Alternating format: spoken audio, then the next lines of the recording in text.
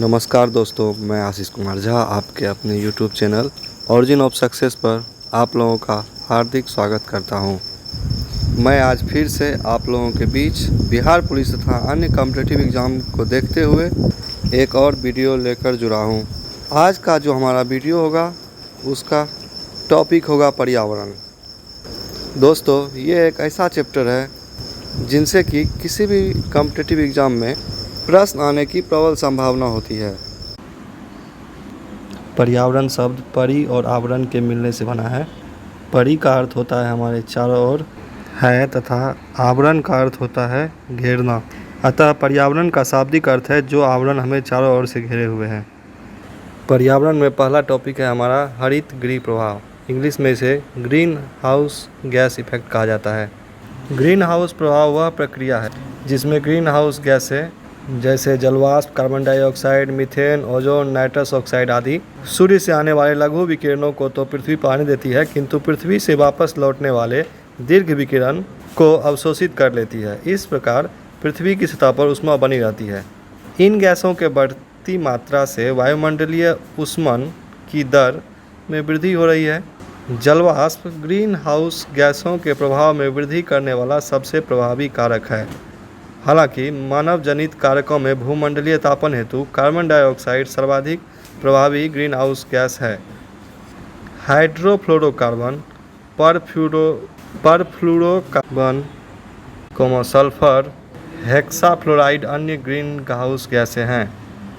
Methane का उत्सर्जक प्राकृतिक तथा मानव जनित दलदली भूमि, धान के खेत, जानवरों की जुगाली दोनों रूपों से होता है। ग्रीन हाउस गैस से मूलतः यही क्वेश्चन पूछा जाता है कि ग्रीन हाउस गैस में कौन कौन सी गैसें शामिल है। अगला पॉइंट है ग्लोबल वार्मिंग। विगत दशकों में पृथ्वी और वायुमंडल के तापमान में अप्रत्याशित वृद्धि दर्ज की गई है, जिसका कारण ग्रीन हाउस गैसों व पर्यावरण प्रदूषण को माना जाता है। वैश्विक तापमान में हुई इसी वृद्धि को ग्लोबल वार्मिंग कहा जाता है। ग्लोबल वार्मिंग से समुद्र तल में वृद्धि, वर्षा के प्रारूप में परिवर्तन, ग्लेशियर का पिघलना, प्रवाल विरंजन आदि घटनाएं हो सकती है। भूमंडलीय तापन का मुख्य कारण कार्बन डाइऑक्साइड में वृद्धि है। अगला पॉइंट है अम्लीय वर्षा। वायुमंडल में सल्फर डाइऑक्साइड, नाइट्रोजन के ऑक्साइड, क्लोरीन व फ्लोरीन इत्यादि पदार्थों के मिलने के कारण वर्षा में अम्लीयता बढ़ जाती है। इससे वनस्पतियों की प्रकाश संश्लेषण क्रिया व संगमरमर की इमारतों पर नकारात्मक प्रभाव पड़ता है। वर्षा के जल का पीएच मान जब 5.6 से कम हो जाता है तो वह अम्लीय वर्षा कहलाता है। नेक्स्ट पॉइंट है ओजोन परत, ओजोन लेयर।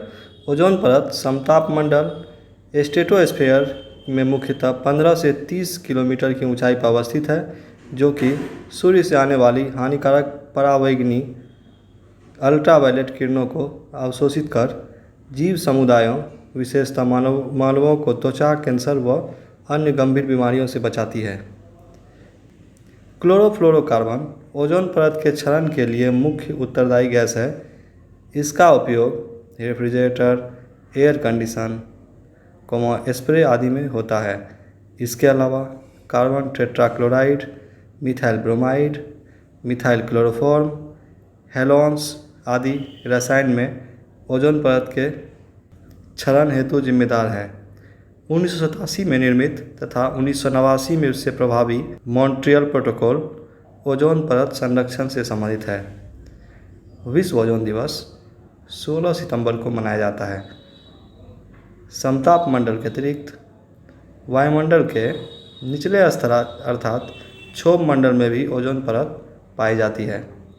समताप मंडल की ओजोन अच्छी कहलाती है, जबकि क्षोभ मंडल की ओजोन बुरी कहलाती है, क्योंकि यह वायु को प्रदूषित करती है एवं स्मोग का निर्माण करती है, जो श्वसन के लिए हानिकारक होता है। इनके अतिरिक्त पर्यावरण के अध्ययन में प्रयोग होने वाले कुछ पद को हम देखेंगे। उसमें पहला पद है स्वच्छ विकास युक्ति, clean development mechanism. Kyoto protocol के तहत विकसित इस प्रणाली में विकासशील देशों ने न्यूनतम कार्बन उत्सर्जन वाली परियोजनाओं में निवेश कर विकसित देश कार्बन क्रेडिट प्राप्त कर सकते हैं। दूसरा है कार्बन क्रेडिट। यह एक व्यापार योग्य प्रमाण पत्र या आज्ञा है जो धारक को टन कार्बन डाइऑक्साइड या इसके वैश्विक तापन क्षमता के बराबर अन्य हरितगृह गैसों के उत्सर्जन का अधिकार देता है। अगला पॉइंट है कार्बन टैक्स। कार्बन टैक्स जीवाश्म ईंधन के दहन से उत्सर्जित हरितगृह गैसों पर लगाया गया एक टैक्स है जो एक शुल्क के रूप में हरितगृह गैसों के प्रत्येक टन के उत्सर्जन पर लगाता है। अगला पॉइंट है कार्बन कैप्चरिंग। वैश्विक जलवायु परिवर्तन में कमी लाने हेतु कार्बन डाइऑक्साइड, CO2 या कार्बन के अन्य रूपों को ग्रहण कर उन्हें लंबे समय तक संग्रहित करके रखना कार्बन अधिग्रहण या कैप्चरिंग कहलाता है। अगला पॉइंट है हरित जलवायु निधि GCF। COP16 कानूनन मैक्सिको में इसका प्रावधान किया जिससे विकसित देश 2020 तक विकासशील देशों को प्रतिवर्ष $100 बिलियन जलवायु परिवर्तन से निपटने के लिए मुहैया कराए। कार्बन फुटप्रिंट से तात्पर्य किसी एक संस्था या व्यक्ति द्वारा किया जाने वाला कुल कार्बन उत्सर्जन से है। कार्बन कर सामाजिक मूल्य। एक प्रदत्त वर्ष यानी एक दिए हुए वर्ष में 1 टन CO2 के उत्सर्जन से होने वाली दीर्घकालीन क्षति को कार्बन का सामाजिक मूल्य से संदर्भित किया जा सकता है। अब हम नेक्स्ट भारत में जीव जंतुओं के संरक्षण की परियोजनाएं देखेंगे जहां से एक क्वेश्चन हर परीक्षा में कहीं ना कहीं देखने को मिल जाता है। पहला पॉइंट है प्रोजेक्ट टाइगर। वर्ष 1973। विशेषता जैसा कि नाम से ही पता चलता है बाघ संरक्षण से है।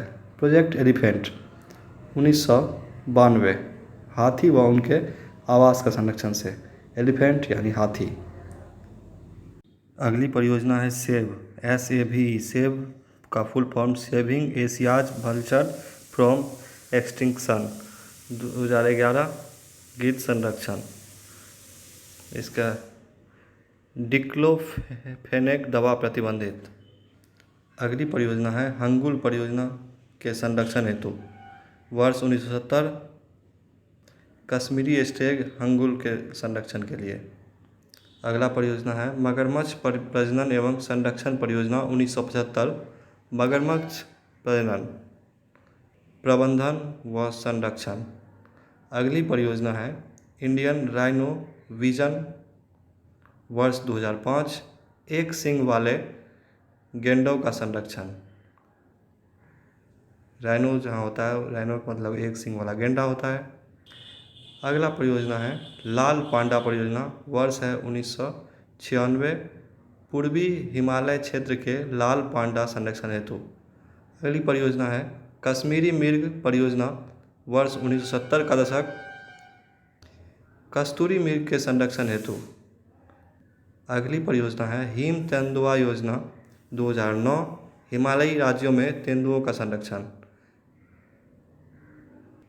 राष्ट्रीय बाघ संरक्षण प्राधिकरण NTCA की अनुशंसा पर राज्य किसी क्षेत्र को टाइगर रिजर्व के रूप में चिन्हित करते हैं। राज्य बाघ की कुल 9 प्रजातियां हैं। Tiger, Bengal tiger, Caspian tiger विलुप्त, जावा टाइगर विलुप्त, बाली टाइगर विलुप्त, सुमात्रा टाइगर, दक्षिणी चीन टाइगर, मलाया टाइगर, इंडो चीन टाइगर, साइबेरियाई टाइगर। दोस्तों इसी के साथ आज का क्लास हमारा यही समाप्त होता है। हमें कमेंट करके ज़रूर बताइएगा कि आज का हमारा क्लास कैसा लगा। जिन लोगों ने अभी तक लाइक नहीं किया है वो कृपया लाइक कर दे और जिन्होंने सब्सक्राइब नहीं किया है वो सब्सक्राइब कर ले। साथ ही बेल आइकन ऑन कर ले जिससे कि हमारे आने वाले वीडियो के नोटिफिकेशन प्राप्त होता रहे। धन्यवाद।